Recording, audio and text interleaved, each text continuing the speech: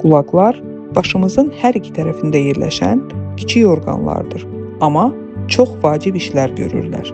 Eşitdiyimiz hər səs havada yaranan titrəyişdir. Bu titrəyişlər qulağa daxil olur, qulaq pərdəsinə dəyir və onu titrədir.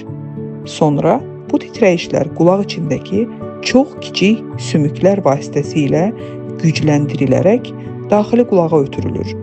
Daxili qulaqda minlərlə həssas hüceyrə var. Onlar bu titrəyişləri beyinə siqnal kimi göndərir. Beyin bu siqnalları səs kimi qəbul edir və biz eşidirik. Qulaqlar təkcə eşitmək üçün deyil, onlar bədənimizin tarazlığını da qoruyur. Yeriyəndə, qaçanda, dönəndə və ya sakit dayandıqda qulaqlar başımızın vəziyyətini hiss edir və yıxılmamağımıza kömək edir. Qulaqlar hisslərimizlə də bağlıdır. Kəskin səs bizi diksindirir, sakit bir səs isə rahatladır. Musiqi, danışıq və ətraf səslər qulaqlar vasitəsilə beynimizə çatır.